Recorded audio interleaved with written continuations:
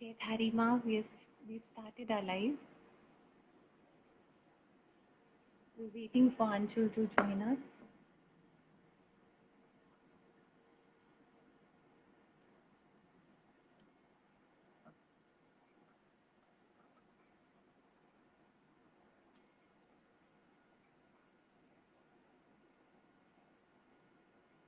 सब जुड़िए, आपका स्वागत है. We are just waiting for Anshul to join us.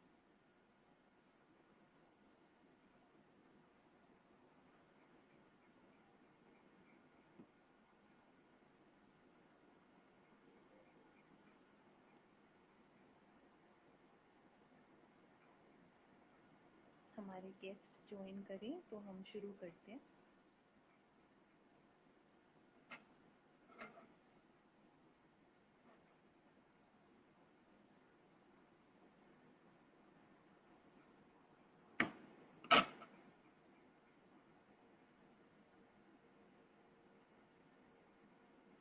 जय धारिमा, हम वेट कर रहे हैं. अंशुल जुड़े हमारे साथ.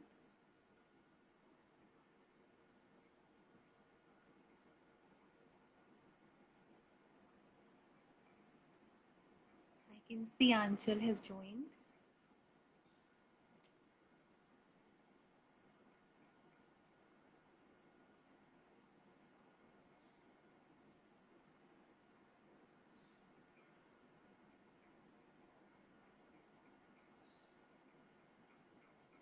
अंशुल जुड़िए.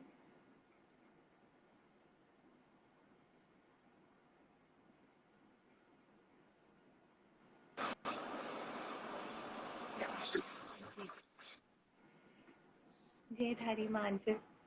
हाय, कैसे हैं आप? जी, आप कैसी हैं?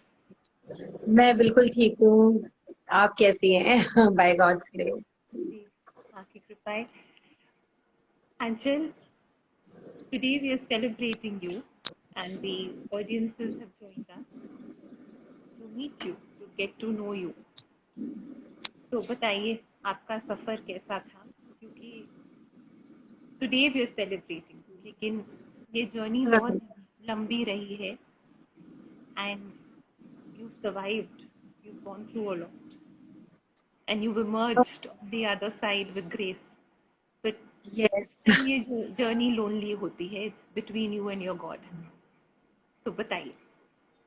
जी, साइना, जर्नी तो बहुत लंबी है और बहुत बड़ी है journey. So I don't know from where exactly I should start, because journey start I guess जब मैं इस दुनिया में आई थी. मेरी जर्नी तभी शुरू हो गई थी, लेकिन टफ कुछ सालों के बाद हुई. जैसे मैं जिस बैकग्राउंड से आती हूँ ऑलरेडी, सबको पता ही है, ज्यादातर लोगों को. सो आई रिमेम्बर हमारा 6 लोगों का परिवार, और हम लोग एक ही रूम में रहते थे, और वहीं से हम लोगों ने वहीं से सारी चीजें हमने स्टार्ट की. मैं और मेरी 3 भाई बहन और थे, और जो अभी एक सिस्टर जो है वो अभी नहीं है, उनकी डेथ हो गई. उनकी मर्डर हो गया था एक्चुअली 2006 में. और फादर ऑटो चलाते थे, और वो ऑटो चलाने की वजह से कब ड्रिंक्स में और कब और दूसरी मतलब जुए में, उन सारी चीजों में पड़ गए, हमें पता ही नहीं चला.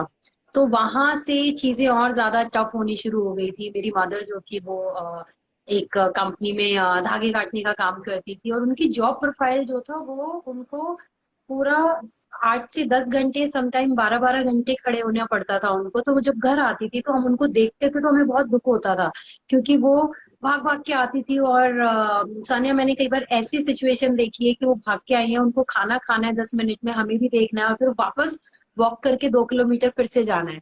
तो जब वो आती थी, वो खाना खाती थी. आई रिमेम्बर 1-2 बार उन्होंने इतनी जल्दी में खाना खाया कि समोस में राइस के अंदर चींटियां आ जाती थी लाल रंग.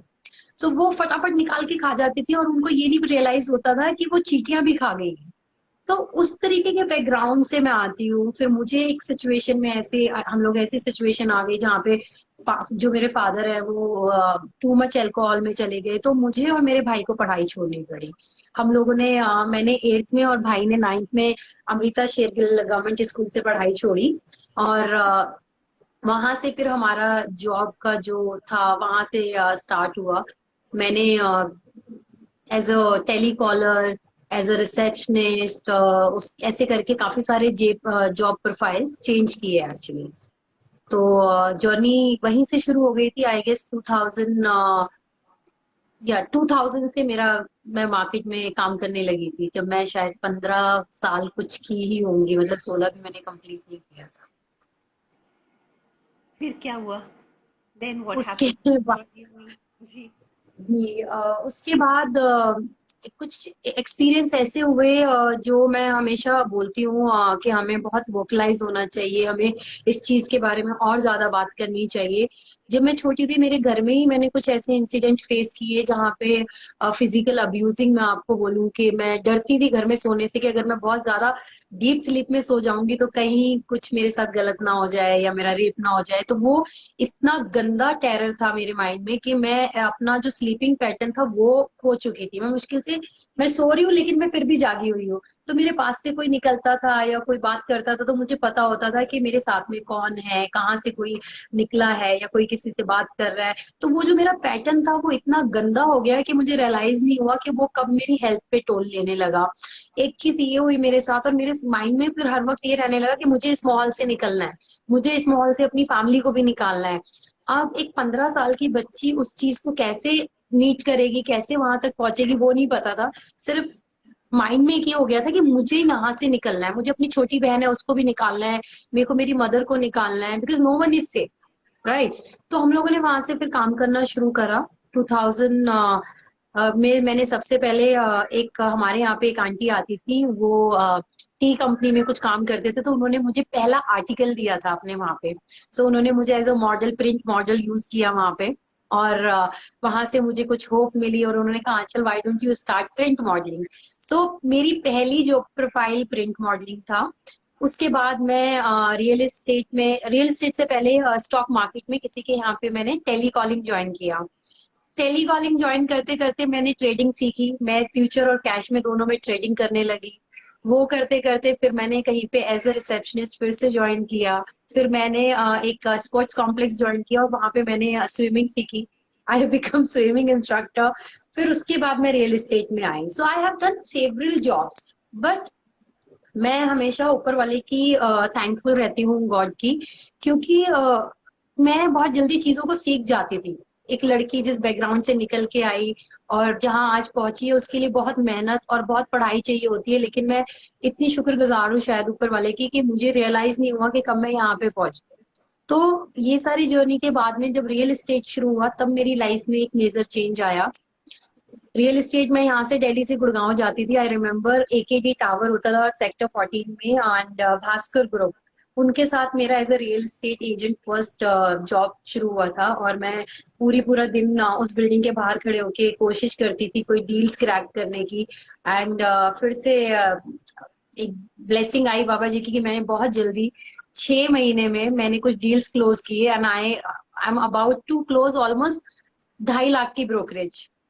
वो जो 2.5 लाख की ब्रोकरेज थी, एक लड़की 4,000 से काम करना शुरू करा, 6,000, 8,000, 10,000, all of the sudden 2.5 lakh रुपए आ जाते हैं बहुत जल्दी। तो बहुत सारे ना ड्रीम्स देखने लग जाते हैं, कि मैं ये भी कर लूंगी, मैं अपनी फैमिली को वहां से निकाल लूंगी, मैं एक अपार्टमेंट में चली जाऊंगी, और जहाँ पे कम से कम 1 BHK अपार्टमेंट होगा। उस टाइम पे मुझे अपार्टमेंट का मतलब नहीं पता था।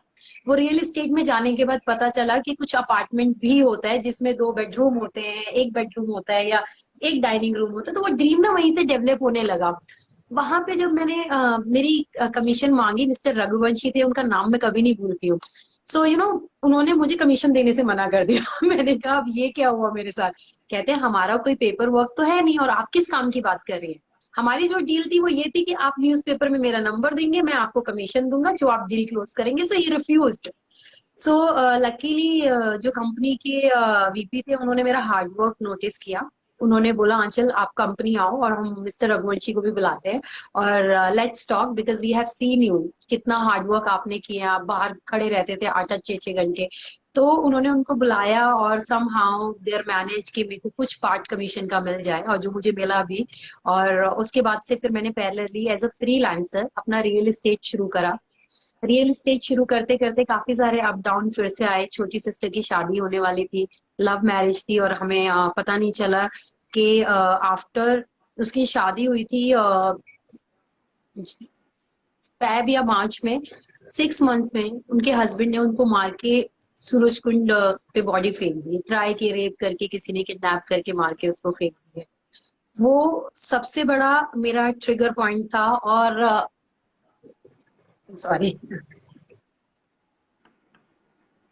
सो वो वहां पे जब हुआ तो किसी को ये उम्मीद नहीं थी कि हम लोग ये चीज भी डील करेंगे, बिकॉज फैमिली ने उसको अबेंडन कर दिया था क्योंकि वो सरदार थे और हम लोग शर्मा। सो पर फिर भी मैं उसको बहुत सपोर्ट कर रही थी। और एक दिन जब फोन आता है, पता चलता है कि उसको मार के वहां पे फेंक दिया, उसके कपड़े निकाले हुए हैं और उसको as a.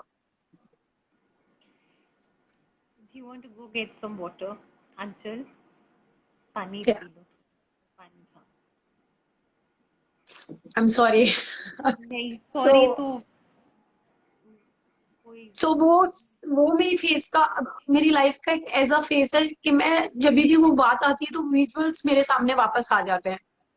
And it's like कि मैं वो मोमेंट्स रीलिव कर रही हूँ और मैं अपनी छोटी बहन को देख पाती हूँ उस सिचुएशन में, तो वो चीजें मेरे लिए बहुत पेनफुल होती है। खैर, उसके बाद जैसे तैसे करके हमने केस किया, बड़ी मुश्किल से हम लोगों ने उसको सजा दिलाई, लाइफ इम्प्रिजमेंट हुई। और उस टाइम पे मुझे याद है कि मुझे मुझे बहुत ज्यादा थ्रेट्स आते थे, because they are from very good family.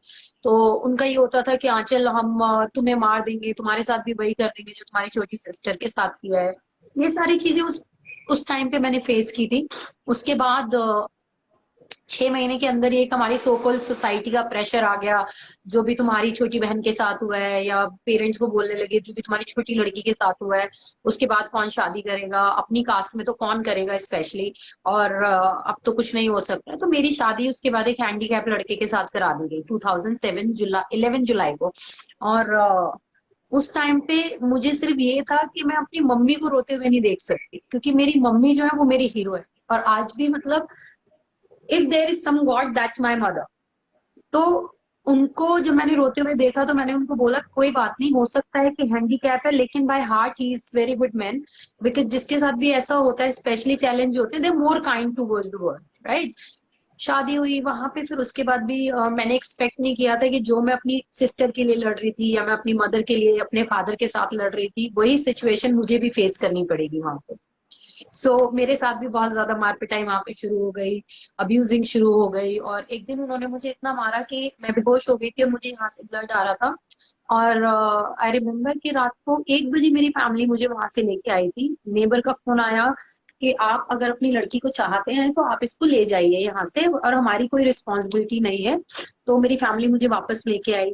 लेकिन उसके बाद भी हमारी जो सोसाइटी है वो छोड़ती नहीं है आपको जब तक आप इस प्लेनेट पे हो। हमारी नई नई शादियों में बेटा मार पिटाई तो होती है। ये तो सब नया है, 1-2 साल में सब ठीक हो जाता है, 1-2 साल तक लोग एक दूसरे को मारते रहते हैं, चल नॉर्मल है।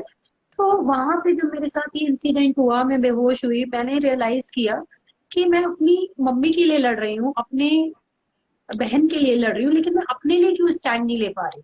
उस दिन मैंने डिसाइड करा that I don't want to die like my sister, I don't want to live like my mother. मैं अपना ख्याल रख सकती हूँ अगर मैं अपनी पूरी फैमिली का ख्याल रख सकती हूँ। उस दिन मैंने अपने रिलेटिव्स के अगेंस्ट जाके, अपनी फैमिली के अगेंस्ट जाके डिवोर्स फाइल किया। और उस दिन के बाद से फिर मैं वापस काम करने लगी और सारी चीजें नॉर्मल हो गई। और फिर रियल एस्टेट में और ज्यादा स्पीड से काम करने लगी। मैंने कंपनी नहीं बनाई, बट एज अ फ्रीलांसर मैं काम करती रही, और इट्स बीन 15 years नाउ। तो ये एक फेस रहा मेरा। उसके बाद में जब मेरा डिवोर्स हुआ, मैं वापस से फ्री वुमेन हुई इन 2008। उसके बाद फिर मैंने जब काम करना वापस शुरू किया, तो सबसे बड़ा जो मेरा ड्रीम था बचपन का, अपनी फैमिली को एक घर देना और उस रूम से वहां निकालना। तो आफ्टर सम टाइम मैंने एक छोटा सा जगह खरीदी छतरपुर के अंदर, और उस प्लॉट को मैंने बिल्डअप किया, वहां पे घर बनाया, सारा अच्छे से फैमिली वहां पे शिफ्ट हुई। उसके बाद फिर ये सब कर ही रहे थे सारी चीजें, फादर डायग्नोज हो गए टीबी के साथ में। मदर फादर ठीक हुए, मदर डायग्नोज हो गई कैबेज वॉर्म की वजह से, उनका राइट साइड पैरालाइज्ड हो गया था। वो क्योर हुई। तो उसके बाद में मैं 2017 में 3rd स्टेज ब्रेस्ट कैंसर के साथ डायग्नोज हुई।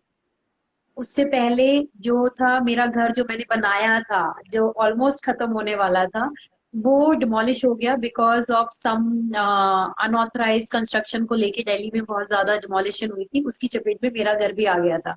सो वो घर भी डिमोलिश हो गया। तो एक के बाद एक के बाद एक के बाद इवेंट्स होते जा रहे हैं लाइफ में, but I am always thankful to God कि मैंने कभी गिव अप नहीं किया लाइफ को लेके। मैं कभी भी गिव अप इसलिए नहीं करती हूँ क्योंकि मुझे हमेशा ना ऐसा लगता है कि something beautiful is waiting for me. This is not the end of my life. मैं अगर इतना कर सकती हूँ और मैं अभी जिंदा हूँ तो मेरे ख्याल से कि मेरे लिए बहुत कुछ है जो वेट कर रहा है इस दुनिया में। तो वो जो होप है ना वो मुझे गिव अप नहीं करने देती है।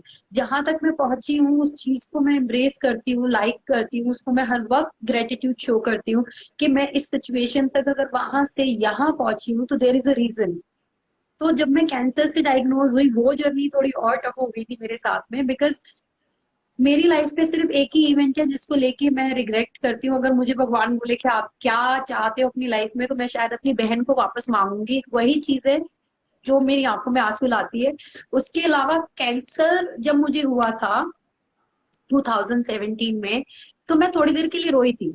नॉर्मल ह्यूमन बीइंग है, हर एक कोई वो होता है कि मेरे साथ ही क्यों एक के बाद एक के बाद एक इवेंट। देन आई रियलाइज कि मेरे साथ ही नहीं, I am not the only one, there are lots of people who are going through the same, right. So उसके बाद मैंने अपनी चीजों को एक्सेप्ट किया and मैं पूरा रेडी होके जाती थी। और मैं रेड लिपस्टिक लगाना, अपने आप को रिप्ड डेनिम ड्रेसेस पहन के पहले जिम जाना, उसके बाद कीमो कराने जाना, फिर रेडिएशन कराने जाना। तो मैंने अपना पूरा ट्रीटमेंट अकेले कराया। लेकिन जो चैलेंजिंग पार्ट था वो ये था कि मेरे भाई की शादी होने वाली थी, छोटे वाले भाई की घर में। और उसी बीच में मुझे पता चला कि मैं कैंसर डायग्नोज हुआ है, बट मैं वो चीज अपने घर में किसी को बता नहीं सकती थी। वो मेरे लिए 10-15 डेज जो थे वो इतने चैलेंजिंग थे कि मैं सुबह हॉस्पिटल विजिट करती थी और शाम को मैं डांस कर रही होती थी, हल्दी में पार्टिसिपेट कर रही होती थी, संगीत में पार्टिसिपेट कर रही होती थी। और वो सिचुएशन इतनी ज्यादा टफ हो गई थी मेरी लाइफ में कि मुझे कुछ नहीं समझ में आ रहा था। जिस दिन भाई की शादी हुई है उसके अगले दिन मैं हॉस्पिटल गई हूँ। मेरी पहली सर्जरी उस दिन परफॉर्म हुई है, जहाँ पे मैंने कीमो पॉट, और यहाँ पे उन्होंने कोई पाइप यहाँ से यहाँ तक इंस्टॉल किया था एंड कीमो पॉट। वो सर्जरी करा के मैं अपने घर आई ड्राइव करके खुद, तब मैंने घर में बताया कि मैं अभी कैंसर से diagnose. This is my journey. And उसके बाद तो सारी चीजें जैसे साइना चेंज हो गई कम्प्लीटली। मुझे मील्स ऑफ हैप्पीनेस मैंने शुरू करा 7th डे डायग्नोज होने के बाद कैंसर के। और उसके बाद मैंने कैन हील शुरू करा, जो कैंसर पेशेंट्स को हम लोग सारी नीडफुल चीजें प्रोवाइड कराते हैं। मुझे ऐसा लगा कि कैंसर के बीच में मेरे काफी सारे फ्रेंड्स हैं जिन्होंने मुझे कम्प्लीटली अबेंडन कर दिया था। यू नो जिस टाइम पे शायद मुझे उनकी सबसे ज्यादा जरूरत थी, उस टाइम पे उन लोगों ने मुझे छोड़ दिया, उस टाइम पे उन लोगों ने डिस्टेंस मेंटेन किया। तो मुझे लगा कि एक चीज मैंने अपने ट्रीटमेंट से भी सीखी, कैंसर से भी सीखी, कि आप ही हो जो हो, आप ही अपने दोस्त हो, आप ही अपने रक्षक हो, आप ही हो जो हो। अगर आप गिव अप कर दोगे तो कोई नहीं है इस सोसाइटी में जो आपका साथ देने आएगा। तो वो एक और लर्निंग थी मेरे लिए। तो मैं ट्रीटमेंट के बीच में मैं काम भी करती थी। आई रिमेम्बर कि मेरा उस टाइम पे भी थोड़ा सा टफ फेस चल रहा था। तो मैंने एक जॉब ज्वाइन करी जहाँ पे मैं 10 से 15 घंटे खड़ी रहती थी, बिकॉज अगर मैं वो जॉब नहीं करती तो शायद मैं अपना ट्रीटमेंट नहीं करा पाती। उसकी वजह से बॉडी इतनी वीक थी कि मेरे पैर के जो फिंगर्स हैं उसमें म्यूकस आ जाता था पूरा का पूरा, और मैं चल नहीं पाती थी बिल्कुल भी। तो एक दिन मैंने मम्मा को फोन करके मैं रोई। मैंने कहा मम्मी मुझे समझ नहीं आ रहा मैं क्या करूं, मैं ये जॉब नहीं कर सकती और ये तो टॉर्चर हो रहा है बिल्कुल। फिर उस दिन के बाद से मैंने शुरू करा अपना कैन हील शुरू करने के बाद में फिर मील्स ऑफ हैप्पीनेस और कैन हील मेरी लाइफ के दो ऐसे प्रोजेक्ट्स हैं। एक प्योरली फॉर काइंड है, एक प्योरली फॉर सोसाइटी है। जो दोनों को मिला के शायद मैं कंप्लीट होती हूँ। और मुझे ऐसा लगता है कि भगवान ने ये सारी जर्नी इस तरीके से प्लान की थी कि मैं यहाँ तक पहुंच पाऊँ। यू नो ये आपका मकसद है अब। You've converted your pain into purpose. ये यस, अब आपका मकसद है, ये राइट, मकसद है। ऐसा होता है कभी कि जब जीवन में दर्द बहुत ज्यादा हो जाता है तो विद ग्रेस, कृपा होती है कि फिर हम निकल पड़ते हैं उस दर्द को बांटने के लिए, दूसरों राइट, का दर्द बांटने के लिए जिनका कोई नहीं है। लेकिन एक सेंस ऑफ डूअरशिप नहीं आ सकती हमारे अंदर। We are not the doers, they are the doers. Exactly. तो ऐसा हुआ, there was any moment when the pain in you was overflowing and you said nahi, now this pain has to change into purpose? Is that the moment when your NGO came into being? वहां पर NGO? Exactly. Exactly so I remember 7th day after diagnose cancer मैं अपने दोस्तों को मिलके वापस आ रही थी और उस टाइम पे मेरी कार एक रेड लाइट पे रुकी जहाँ पे बच्चे आए और उन्होंने बोला कि हमें पैसे चाहिए। पैसे मैं कभी सड़क पे देती नहीं हूँ बच्चों को चाहे कुछ भी हो। सो मैंने कहा नहीं पैसे तो नहीं बेटा मैं खाना खिला सकती हूँ। तो हम लोगों ने कार साइड पे रोकी, हम एक रेस्टोरेंट पे गए। उन्होंने मना कर दिया खाना देने के लिए। फिर मैंने कहा अब कहाँ से लाऊं मैं खाना? तो उन्होंने कहा दीदी यहाँ पे चाउमीन की शॉप है। हम वहां पे गए और वहां पे जाने के बाद में बच्चों ने हमें 2 पैकेट चाउमीन पैक कराना था but we end up packing 5 packets. और बच्चे बहुत डिमांडिंग थे, लाल चटनी चाहिए, हरी चटनी चाहिए, मेरा भाई भी है बहन भी है। सो वो जो मोमेंट था ना, उस मोमेंट में मैं कितने भी ज्यादा पेन में थी लेकिन वो मोमेंट में मैं ये भूल गई कि मैं कैंसर से डायग्नोज हुई हूँ। मेरी जो स्माइल थी वो स्माइल गुड 25 to 30 मिनट्स यहाँ से मेरी आंखों तक थी। मेरा फेस सिर्फ ऐसे मैं हंस रही थी उनको देख के। मुझे लगा सब कुछ तो ठीक है, हम इतना क्यों क्रिप करते हैं लाइफ में? चीज आई है चली जाएगी। लेकिन उस दिन मुझे पर्पस मिला मेरी लाइफ का। आज भी कई लोग हैं जो मुझे बोलते हैं, कई लोग क्रिटिसाइज भी करते हैं। एंड जो जो आपको अपना बोलते हैं वही लोग क्रिटिसाइज करते हैं। राइट, हम शो नहीं करते हैं बट हमें पता सब होता है। काफी लोग कहते हैं अरे नहीं इसका तो she is doing for her own name. So वो इस तरीके के क्रिटिज्म आते हैं बट मुझे ऐसा लगता है कि मुझे उनको जवाब देने की जरूरत नहीं है क्योंकि मेरी जो खुशी है मैं वो करती हूँ और मुझे वो खुशी मिलती जाती है। तो मुझे उसमें किसी को जस्टिफाई करने की जरूरत नहीं है। Sania, you won't believe there are lots of people who जज me with my looks also कि आंचल तुम्हारा हेयर स्टाइल ऐसा है, तुम्हें ये टाई करना चाहिए, तुम्हें रिप डेनिम नहीं पहननी चाहिए, तुम्हें साड़ी और सूट पहनना चाहिए। तो मैं उनको बोलती हूँ कि क्या मेरी लुक्स मेरे काम को जस्टिफाई करती है? तो इस तरीके के जो लोग हैं ना कि मैं कैसी भी रहूं, मुझे पता है कि मैं एक काम है जो अच्छा कर रही हूँ। मुझे पता है कि एक लड़की है बेंगलोर में जिसने पीएचडी करी है आज, और वो लड़की मुझे मैसेज भेजती है सुबह सुबह कि मैम मैंने पीएचडी कंप्लीट कर ली है अपनी और अब मैं जॉब कर रही हूँ। तो उस टाइम वो मेरी अचीवमेंट है, यू नो।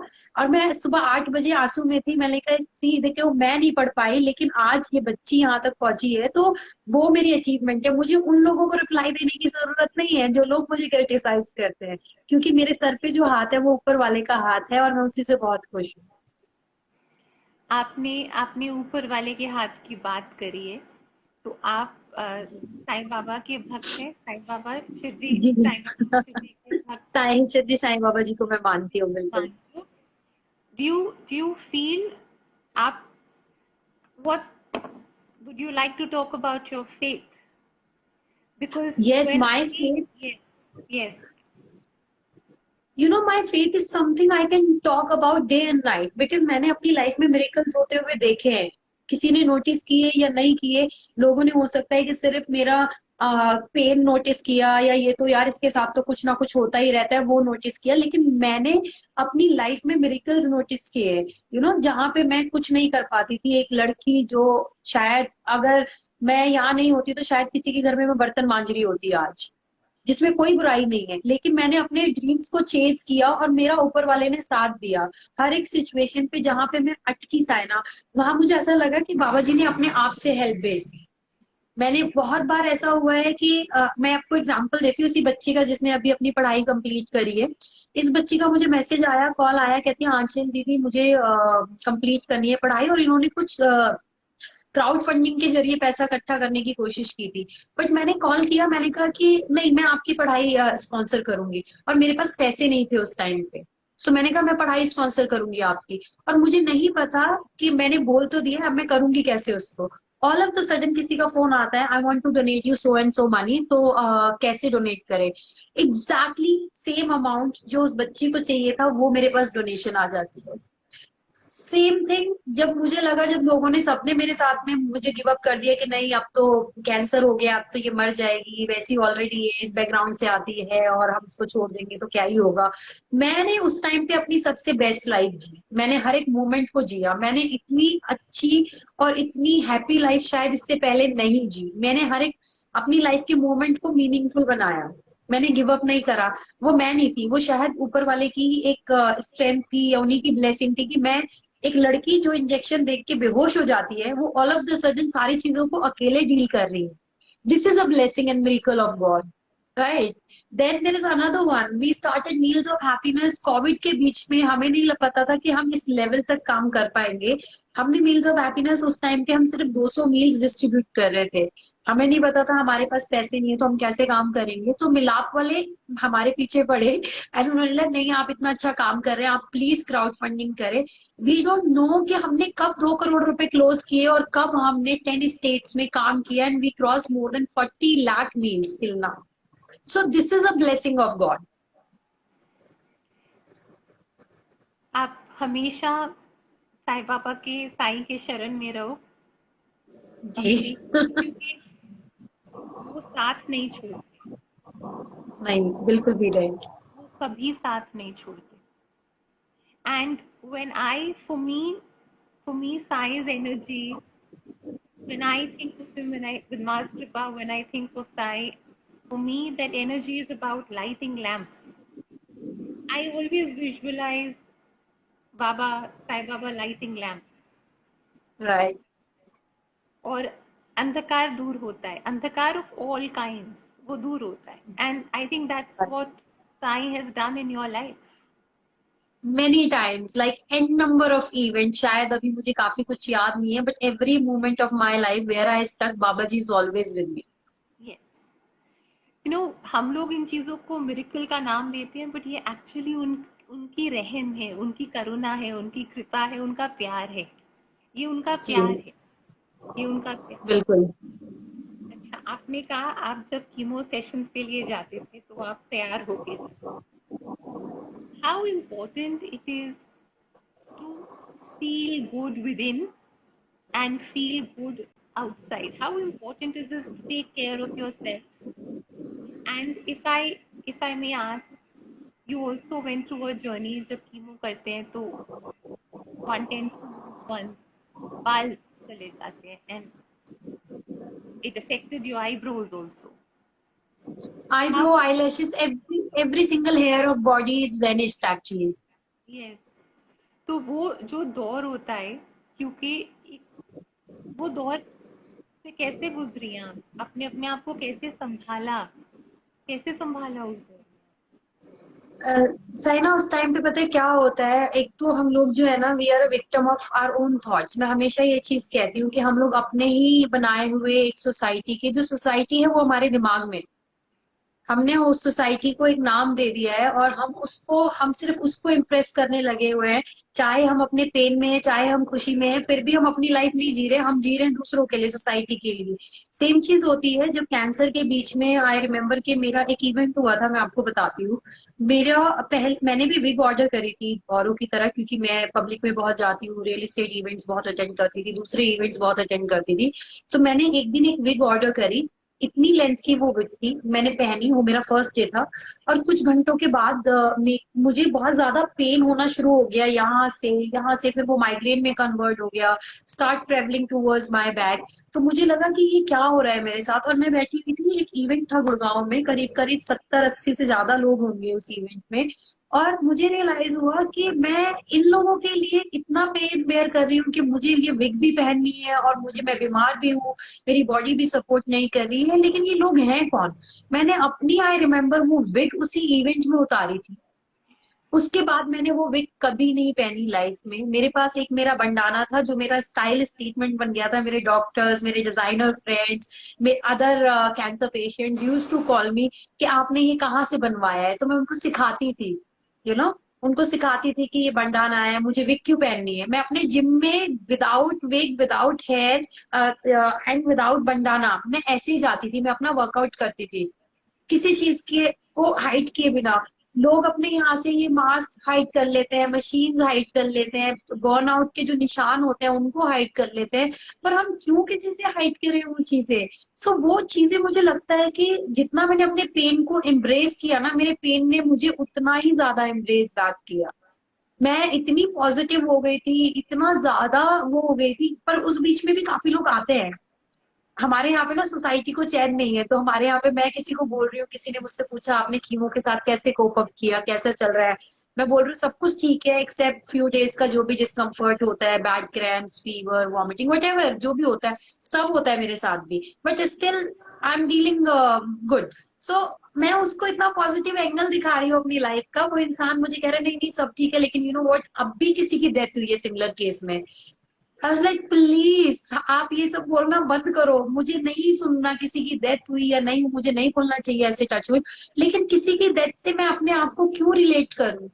मेरी बॉडी डिफरेंट है, उनकी बॉडी डिफरेंट है, उनका केस डिफरेंट है, मेरा केस डिफरेंट है। तो हमारे यहाँ पे जो सोसाइटी है ना, वो सिर्फ हमें नेगेटिव एंगल दिखाना चाहती है। आप कितने भी पॉजिटिव होने की कोशिश करो, वो हमेशा आपके ऊपर एक बर्डन बना के रखेगी कि नहीं इसके साइड इफेक्ट्स क्या है, आप यहाँ पे गलत हो, आप कैसे हंस सकते हो अगर आप इतनी बड़ी डिजीज से जा रहे हो, आप क्यों इतना स्ट्रांग बनने की कोशिश कर रहे हो, यू नो। तो ये हम तो ठीक रहना चाहते हैं, लेकिन सोसाइटी जो है ना, वो ना तो हमें हंसते हुए देखना चाहती है, ना हमें रोते हुए देखना चाहती है। सो मुझे इसलिए ये नहीं पता कि सोसाइटी चाहती क्या है, तो उस टाइम पे मैंने सोसाइटी को अपने दिमाग से निकाल दिया।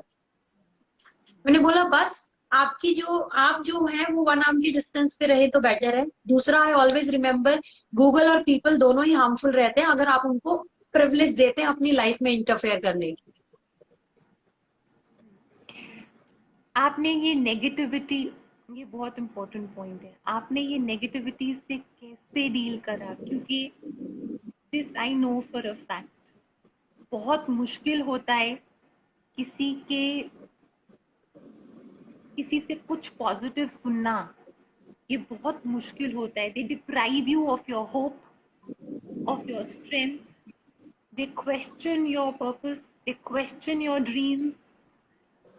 कई बार ये मजाक भी उड़ाया जाता है that, बहुत बार, बहुत बार। तो कैसे डील यू नो करा आपने नेगेटिविटी से? डील करने के लिए आई थिंक ना मैंने सारी चीजें अपनी लाइफ में इतनी ओवर देख ली थी उस टाइम पे, एंड ऐसा नहीं है मैंने ही देखी है, मैं हमेशा मानती हूँ कि ऐसा नहीं है कि सब कुछ मेरे साथ ही हुआ है।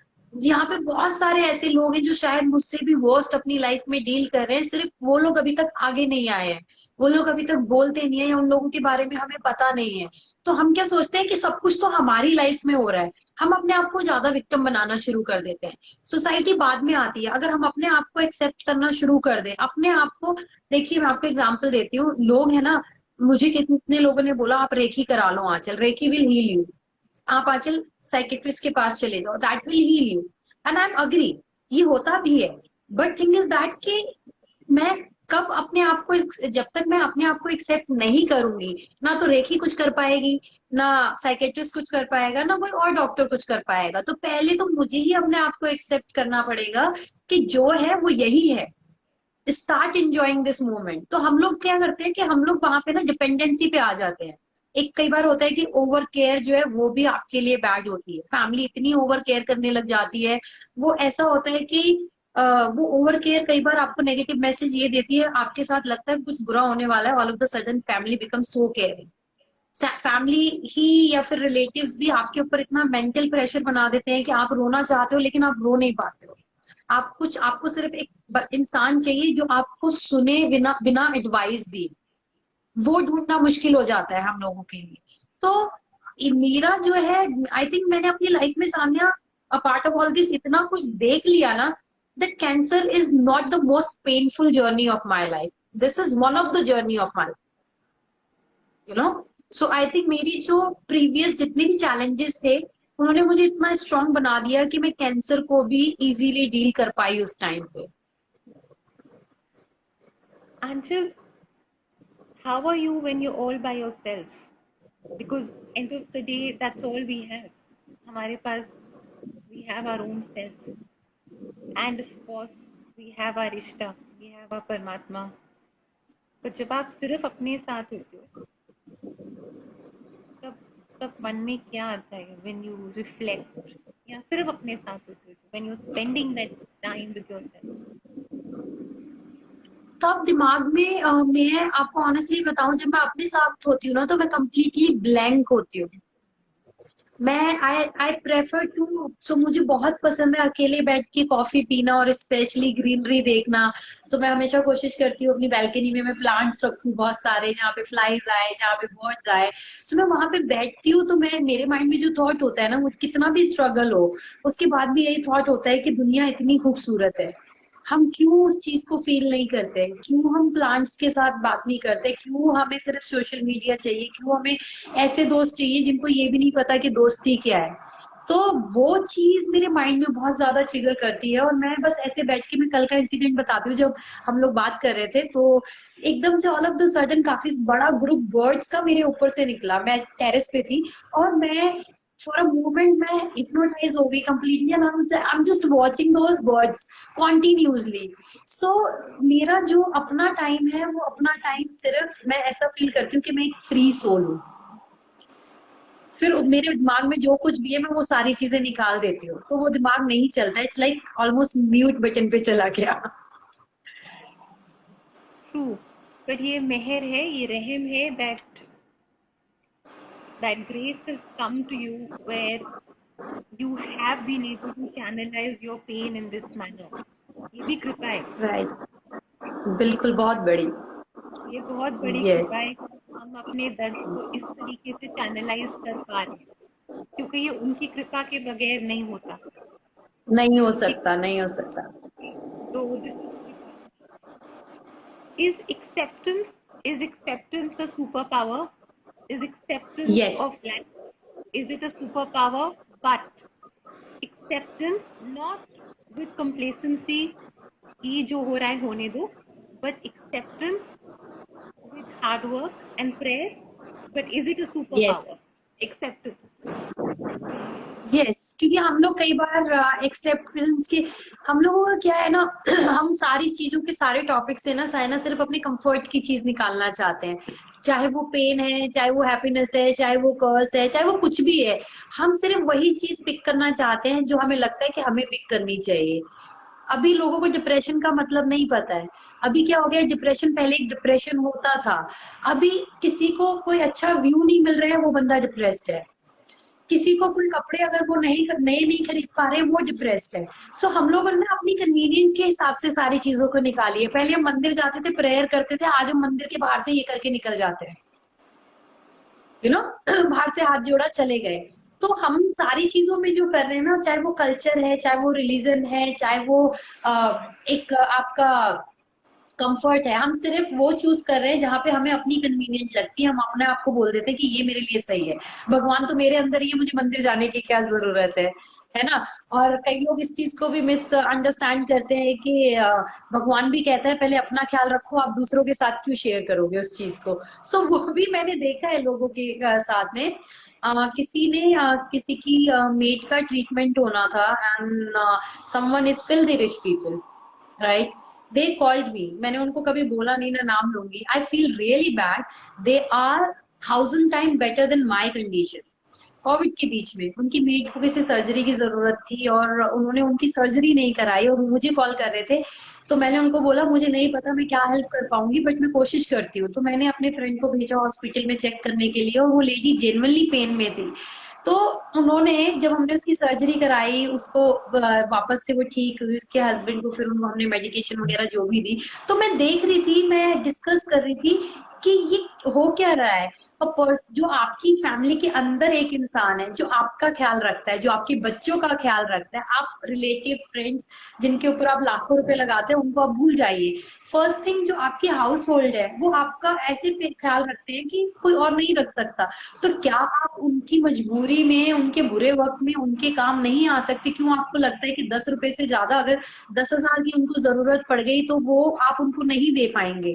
तो मुझे इतना दुख हुआ वो चीज देख के, because I know during the Covid ही उन्होंने कुछ बड़ी इन्वेस्टमेंट की, कुछ बड़ा खरीदा।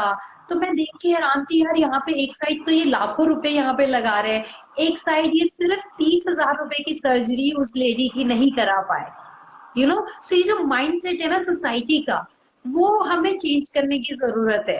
और वो छोटे छोटे चेंजेस होते हैं, उसके लिए बड़ी कुछ करने की जरूरत नहीं है, आपको एनजीओ के साथ एसोसिएट होने की जरूरत नहीं है। अगर आप अपने आप ही किसी एक इंसान की हेल्प करना शुरू कर दे, या आपके जो हाउस होल्ड है, सर्वेंट्स है, उन्हीं को छोटा छोटा सपोर्ट करना शुरू कर दे, तो आई थिंक वही सबसे बड़ी वो है, सेवा है, जो ऊपर वाला भी कहता है। लेकिन हम लोगों को सेवा का मतलब ही चेंज हो गया है। यार भगवान ने बोला है मुझे खुश रहना है, आज तो मुझे 2 लाख रुपए की पार्टी करनी ही करनी है और मुझे 20 लोगों को दारू पिलानी है, हम उस माइंडसेट में चल रहे हैं, यू नो। तो वो उनके लिए सबसे बड़ी कॉज है।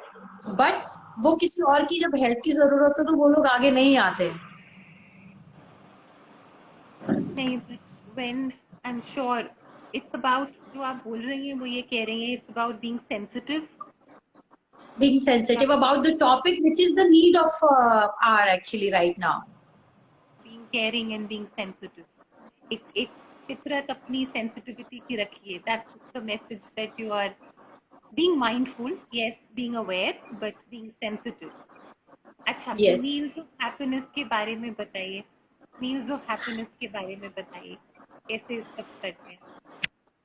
Meals of happiness is something which is very close to my heart again, because एक तो ये रीजन है कि वो शुरुआत ऐसे टाइम पे हुई जब मैं खुद इतने डिफिकल्ट टाइम से निकल रही थी, और दूसरी चीज जब वो इंसिडेंट हुआ, जब मेरे साथ वो बच्चों को मैंने देखा इतना एक्साइटेड और मैं कैंसर भूल गई, तो वो एक और रीजन था, क्योंकि मैं चाइल्डहुड में कुछ ऐसे फ्यू डेज में ऐसे देख चुकी हूँ जब हमारे पास कुछ नहीं था। We used to have chapati with the spread of water, because मेरे फादर ने ड्रिंक कर ली तो वो काम नहीं करने जाना चाहते थे नेक्स्ट डे। तो उसके बाद वो 2-4 दिन या हफ्ता वो काम नहीं कर रहे हैं तो हमारे पास कुछ नहीं होता था, because we are completely depending on that कि पापा काम करके आएंगे आज तो हम कुछ जो भी ले पाएंगे।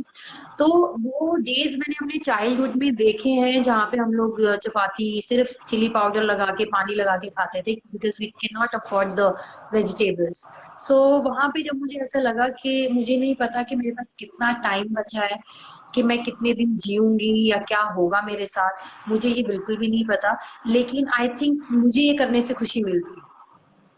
सो वो खुशी का जो रियलाइजेशन है, वो जो मुझे पर्पस मिला, वो पर्पस कहीं ना कहीं मेरे चाइल्डहुड से भी मैंने रिलेट किया। एंड मुझे मुझे लगा कि यार मैंने एक्चुअली डेथ को और हंगर को इतना क्लोजली देखा है ना, कि मुझे दोनों के मतलब पता है। और इसके लिए मुझे किसी को जस्टिफाई करने की जरूरत नहीं है कि मैं किसी गरीब को खाना खिलाती हूँ तो मैं उसको किस मतलब से खाना खिला रही हूँ, क्योंकि आप उससे रिलेट नहीं कर पाएंगे, you know. So meals of happiness की जब शुरुआत हुई थी तो हमें ये नहीं लगा था कि हम इतना कुछ कर लेंगे या हम इतने लोगों के पास हेल्प करेंगे। हमने सिर्फ 5 मील से शुरू किया था। फिर मम्मी को बताया कि हमने शेयर ऐसा कुछ हुआ रास्ते में एक्सपीरियंस, और मुझे बहुत खुशी हुई और मैं कैंसर के बारे में भूल गई। तो मम्मी ने बोला ठीक है बेटा, हम घर से जो कर पाएंगे हम वो करेंगे। तो हमने 5 चपातीस बना ली और उसका रोल बनाते थे हम चपाती का, और हमने उससे शुरुआत की थी। 5 से 10, 10 से 15, 50, 100, 200 कब पहुंचे वो रियलाइज नहीं हुआ। फिर दोस्तों का सपोर्ट आने लगा, क्योंकि दोस्त जो लोग अपना बर्थडे या एनिवर्सरीज करते थे, हमने उनको अप्रोच करना शुरू करा कि आप लोग अपने बर्थडेज में एनिवर्सरीज में इतना कुछ करते हैं, यू नो, आप क्यों नहीं आके थोड़ा सा कंट्रीब्यूट इन बच्चों के साथ भी करते हैं। मतलब पार्टी तो आप कर ही रहे हैं, बट उसमें से अगर छोटा सा पार्ट आप इनके साथ शेयर करेंगे तो it will be win win. आपको बहुत सारी ब्लेसिंग मिलेंगी और बच्चों को बहुत सारी खुशियां मिलेंगी। सो ऐसे ही प्रोग्राम शुरू हुआ था।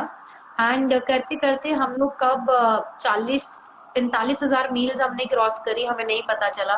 मैं कीमो करा के आती थी और रेडिएशन करा के आती थी, और मेरा मैक्सिमम टाइम जो है वो स्लम्स में और ओल्ड एज होम में जाता था। आई रिमेम्बर मेरी जब सर्जरी हुई थी, सर्जरी के 6 दिन के बाद मैंने 700 लोगों के लिए खाना पैक करा था, और मुझे यहाँ पे ट्रेन्स लगी हुई थी, यहाँ पे ट्रेन्स लगी हुई थी मुझे।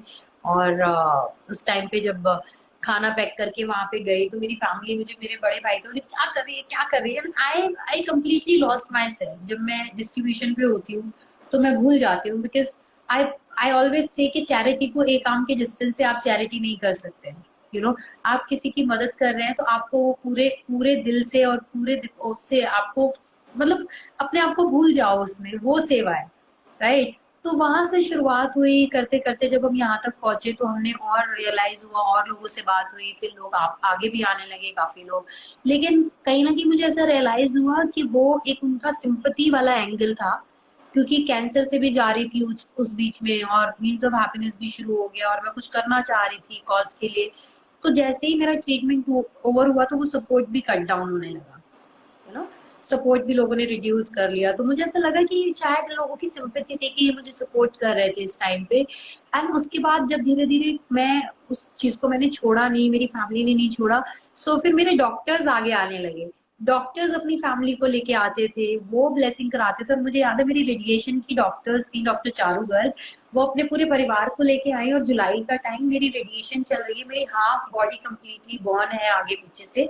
और मैं जुलाई के टाइम पे 1,000 खाने के डब्बों के ट्रक के ऊपर हूँ, और मैं वहां पे खाना डिस्ट्रीब्यूट कर रही हूँ। और मेरी डॉक्टर मुझे बोल रही है, तुमसे कुछ नहीं होगा बेटा, जो तुम कर रहे हो ना तुम वही करो, क्योंकि तुम्हारी खुशी उसी में है, तुम्हें कोई नहीं रोक सकता।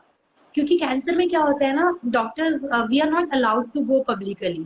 आप स्लम तो छोड़ दीजिए, आप हॉस्पिटल छोड़ दीजिए, हमें भीड़ में जाने से मना कर दिया जाता है, because immune is so weak, right. So जब मैं ये करती थी तो मुझे और स्ट्रेंथ मिलती थी, और अच्छा फील होता था। सो कहीं ना कहीं मेरे डॉक्टर्स को ये एडमिट करना पड़ा कि आंचल जो तुम कर रही हो वो करती रहो, बिकॉज हमें भी ऐसा लग रहा है कि it's a blessing for you.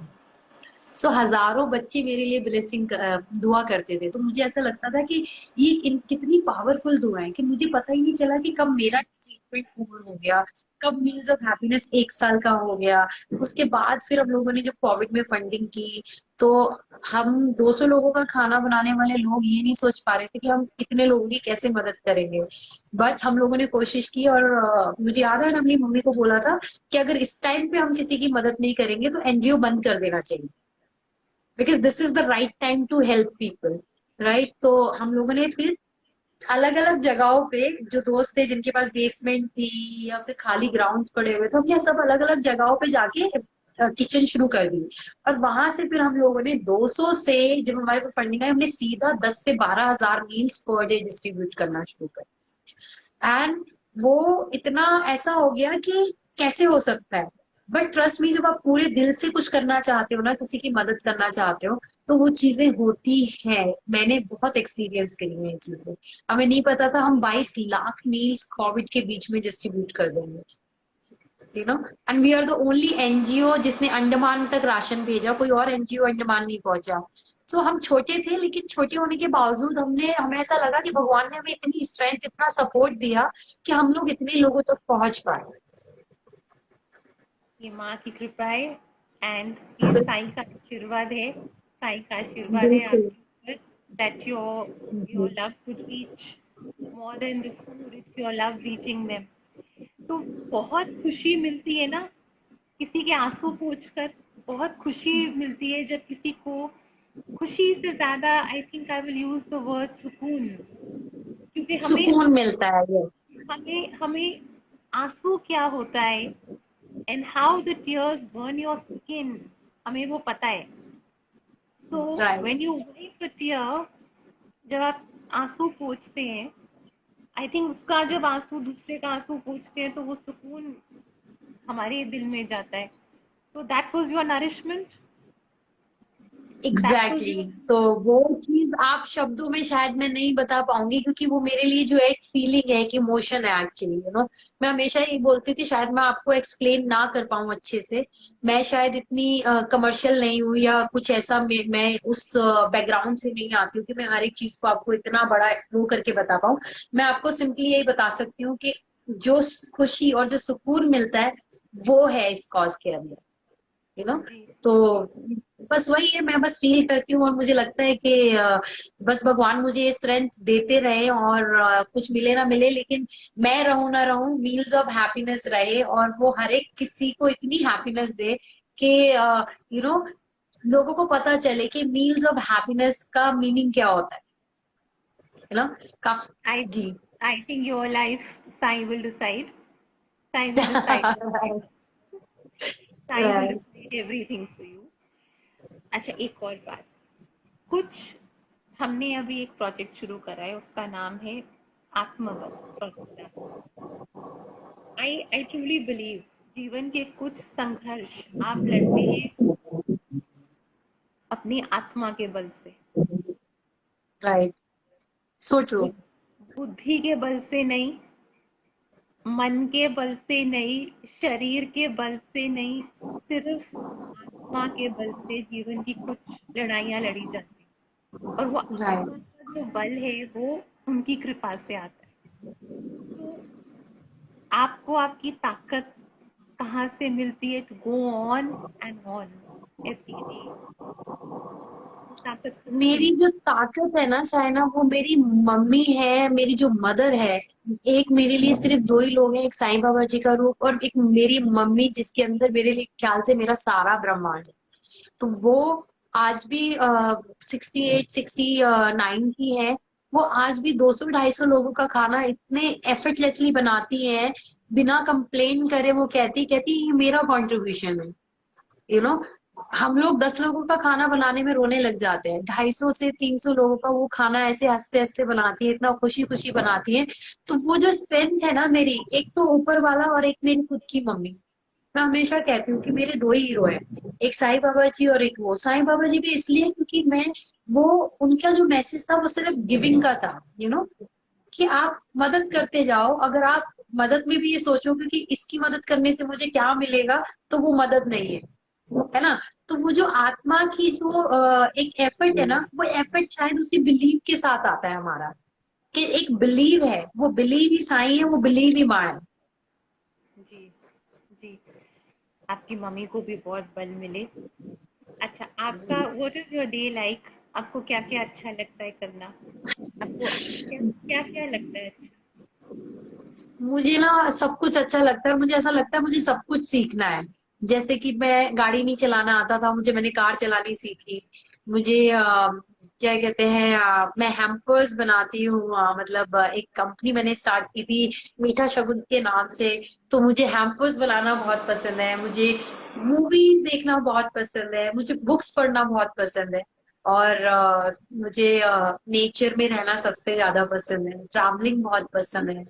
और सबसे बड़ी बात कि एक जो मेरी लाइफ का सबसे बड़ा पर्पस है कि गिविंग और हेल्पिंग अदर्स, यू नो वो एक पूरा हो रहा है अभी धीरे धीरे। वो मुझे पता है कि वो मेरा एक पर्पस है, और मेरा एक एक ऐसी चीज है जो मुझे शायद ये जो भी मैंने आपको नाम लिए इन सारी चीजों से सबसे ज्यादा ऊपर खुशी देती है, हम्म, यू नो। कि कुछ नहीं पता कि आप किसी को हंसते हुए देखो जो इंसान रो रहा था, तो वो सबसे ज्यादा खुशी देती है मुझे। उसके अलावा बाकी तो सारी चीजें, मुझे बाइक चलाना मैं सीख रही हूँ अभी, मुझे बाइक चलाना है अभी। सो मुझे आई थिंक मुझे लाइफ में सब कुछ करना है, क्योंकि मेरी पहली नहीं मेरी दूसरी लाइफ है। तो मुझे सब ये कुछ करना बहुत पसंद। आई थिंक कुछ कुछ कुछ भी ऐसा नहीं होगा साइना जो मुझे पसंद नहीं है, क्योंकि हर एक चीज में एक स्पेशलिटी है, हर एक चीज में उसकी एक अलग ही खुशी है करने की। जी। And how do you feel now when you smile? Now when you smile, how do you feel when you smile? I feel very happy and very satisfied in my life. Right now I'm very satisfied, and I'm like कि मैं हूँ, इसका मतलब सब ठीक है मेरे आसपास, यू नो यूनिवर्स है। मुझे ये स्माइल अपनी उन लोगों तक पहुंचानी है, मुझे अपने जैसी 50 100 और आंचल्स क्रिएट करनी है, क्योंकि एक आंचल इस कॉज को ज्यादा दूर तक नहीं ले जा पाएगी। तो मुझे 100 200 जितनी भी और आंचल्स क्रिएट करनी है, जो सेम स्माइल स्प्रेड करे सोसाइटी में। आप करोगे, आप जरूर करोगे, आप करोगे। And you have a lovely smile. You have a lovely thank smile. You. Your smile is your smile is very real. Your thank smile is you. very real. It's science gift to you. I think Baba has gifted that to you. It's your अच्छा, एक खुशी बात है ना, बताओ। अभी खुशी है ना साइला। देखो आप और हमने जो बातें की ना, वो बातें वो थी जो शायद हम अपनी ही खुशी के लिए कर रहे थे शायद, हम जो भी कर रहे हैं वो हमारी खुशी है, हम सोसाइटी के लिए कुछ नहीं कर रहे हैं। वो कॉज हमें खुशी देती है। जी, वो हमें हमें एहसास दिलाती है that our life has a purpose. Right. And ये जरूर बोलूंगी कि जब उन बच्चों से और महिलाओं से जब वो प्यार मिलता है, जब वो हमें प्यार देते हैं, वो प्राइसलेस है। वो Yes, वो जब सर पे ऐसे हाथ रखते हैं ना, तो वो एक अलग ब्यूटीफुल एक फीलिंग है, जब आपको खुशी मिलती है, वो प्यार से कोई आपके ऊपर हाथ रख रहा है। तो शायद I am lacking of words है साइना, बट है वो कुछ है, वो उसमें मिरेकल है, उसमें पावर है कुछ। जी। प्यार और दर्द में ये सिमिलैरिटी है, जब दर्द बहुत बढ़ जाए तो बांटो दूसरों का दर्द, और जब अपने अंदर प्यार बहुत बढ़ जाए तो उसको भी जाके बांटो। यस। है जो ना? हम नहीं करते बट करना चाहिए एक्चुअली। करना चाहिए, करना चाहिए, करना चाहिए। अच्छा, कोई कोई ऐसा मैसेज देना चाहते हैं, कोई ऐसी बात कहना चाहते हैं टू यंग गर्ल्स और द कम्युनिटी और सोसाइटी, कुछ कहना चाहते हैं? बस अब मैं यही बोलना चाहती हूँ कि आप अगर किसी की मदद करें तो उसको जज ना करें। यू नो, हम मदद करने से पहले भी 100 सवाल अपने दिमाग में रखते हैं और हम फिर किसी की मदद करते हैं।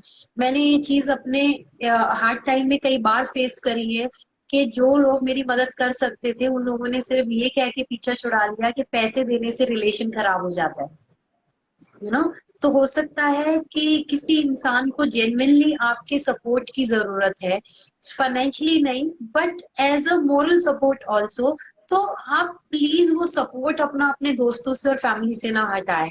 Be always available for family and friends, even outsider also. अगर आपको लगता है कि आप केपेबल हैं उस इंसान की मदद करने में and you are blessed by God's grace, आप प्लीज उसके साथ अपनी अचीवमेंट से थोड़ा सा आप उसके साथ शेयर करें। तो हम जब ये चीज सीख जाएंगे ना, जब हमें पता चल जाएगा कि हम जिस चीज के पीछे पीछे भाग रहे हैं वो चीज एक्चुअली हमारी है ही नहीं। और हम देखिए, हम सबने जाना है यहाँ से, नो वन इज परमानेंट। मेरे हिसाब से ये कब फिर भी परमानेंट मुझसे ज्यादा होगा, बट मैं यहाँ पे परमानेंट नहीं हूँ, राइट? तो हम ऐसी चीजों के पीछे ना भाग के अगर हम इंसानियत के पीछे भागना शुरू कर देना तो शायद वर्ल्ड एक बेटर प्लेस बन जाएगा। We are running after impermanence. We yes. हम इम्पर्मानेंट चीजों के पीछे, we are not running, we are right. Actually to be taking all this love with us. ये सारा का सारा प्यार जो आपको मिल रहा है, I think that's the only thing will go with us. ये आपके साथ जाएगा। Anything else, anything else coming to your heart? कुछ और? Right now, one thing is coming in my heart. There's a very huge message because again it's a cancer awareness month. तो मैं इससे related एक चीज जरूर बोलना चाहूंगी। और again it's for the society. हम लोग क्या करते हैं ना, सोसाइटी में कोई भी लेडी है जो कैंसर से बाहर आती है तो उसके लिए कैंसर से बड़ा दर्द जो बाद में बन जाता है वो ये बन जाता है कि no one is ready to get married, right? Because हाँ, ऐसा लगता है लोगों को कि अब ये कैंसर, इनको जो भी हिस्ट्री इनकी रही है अगर ये वापस आ गई तो who will bear the expense, right? अगर इनका बच्चा होगा, हमारी फैमिली में जो भी बच्चा आएगा वो बच्चे में शायद जेनेटिकली सिम्टम्स होंगे, कैंसर के ज्यादा चांसेस होंगे। तो वो सोसाइटी को अपना माइंड चेंज करने की जरूरत है कि सिर्फ वो लड़की नहीं, हो सकता है आपका खुद का बच्चा इस चीज से निकले, तो क्या आप उसके लिए भी सेम फीलिंग रखेंगे? तो ये जो डिफरेंशिएट है, ये जो आप औरतों को या लड़कियों को, मैंने काफी औरतों को देखा है उनकी जिनकी शादी हुई है उनको भी लोग डिवोर्स कर देते हैं। तो प्लीज ये चीज हम लोगों को और ज्यादा एजुकेट करने की जरूरत है। और लोगों को इस चीज को समझना चाहिए कि कैंसर एक डिजीज है, कोई सेंटेंस नहीं है। काफी सारे लोग हैं ऐसे जो बहुत हेल्दी और अच्छी लाइफ जी रहे हैं पोस्ट कैंसर। तो प्लीज ये जो डिफरेंशिएट है जिसकी वजह से लड़कियां एक बार नहीं बार बार मरती है इस थॉट के साथ कि कौन मुझसे शादी करेगा, कौन, मैं बच्चे की माँ बन पाऊंगी या नहीं बन पाऊंगी। तो ये जो डिफरेंशिएट है प्लीज आप इसको निकालें। और जो ऐसी लड़कियां हैं प्लीज आप उनको एक्सेप्ट करें। तो ये बहुत जरूरी है लोगों के लिए। ये पेन एक ऐसा है ना कि मैंने बहुत छुप छुप के लड़कियों को, औरतों को रोते हुए देखा है कि अब क्या होगा कैंसर फ्री होने के बाद भी। तो ये चीज हमें सोसाइटी में चेंज करने की जरूरत है। इस चीज पे हमें बहुत ज्यादा एजुकेट करने की लोगों को जरूरत है। Anshul, but marriage anyways is supposed to be all about love.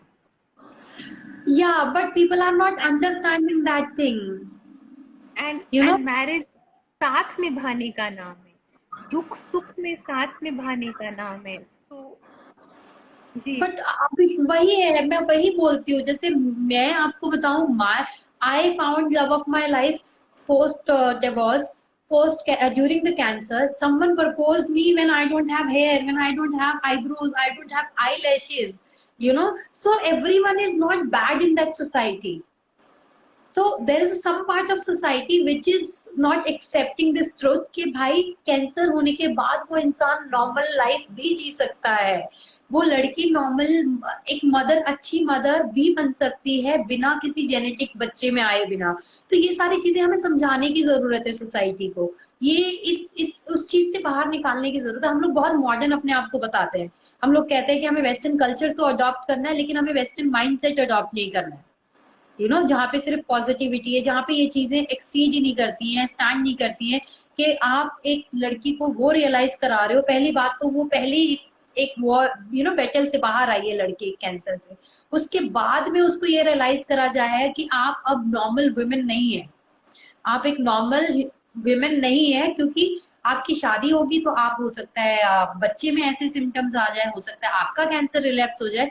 वो सारी चीजों के ऊपर हमें काम करने की जरूरत है। आई थिंक हम लोगों को अपना माइंडसेट चेंज करने की जरूरत है हमें। जी, आपकी यात्रा जारी रहे। ये अब आपने जी, बेड़ा उठाए, आप इसको और आगे बढ़ाइए। And how are you feeling अब तबीयत, how are you feeling now?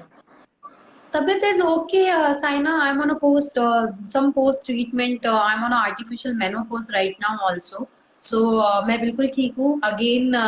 Human है, चेंजेस आते हैं बॉडी पे, ये कहते हैं ना हमारा शरीर भी गाड़ी की तरह है, रिपेयर होता रहता है, चलता रहता है। तो अगर मैं इस पे ज्यादा फोकस करूंगी या मैं ये सोचूंगी कि ये हर एक, हम लोगों का ना एक और ऐसा है ना, इसी चैनल के थ्रू मैं एक मैसेज देना चाहूंगी।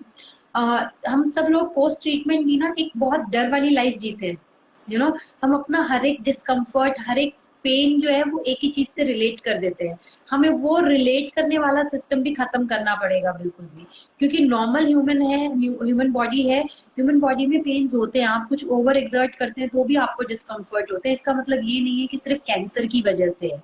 तो यू नो, है कुछ चीजें, बॉडी वो नहीं रहती है जो पहले है, of course.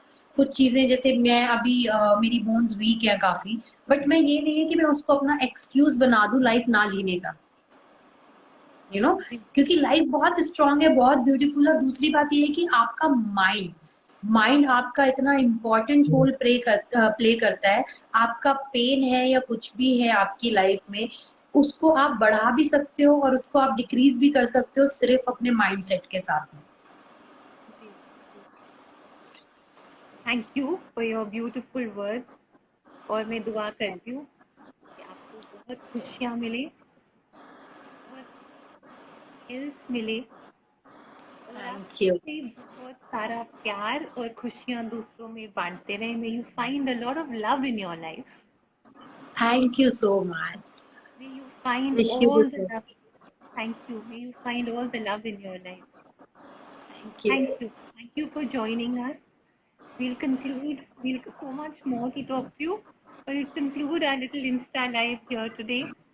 And thank all the audiences that have joined us.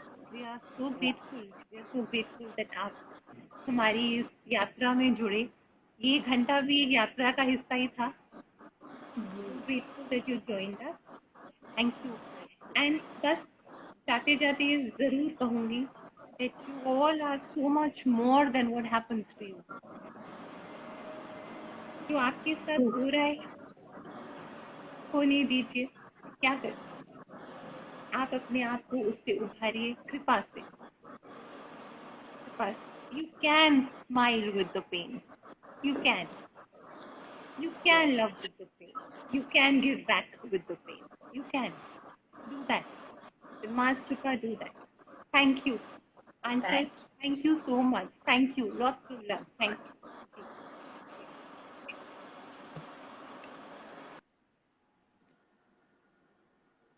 बहुत बहुत शुक्रिया. We'll end the live here. जय धारी माँ.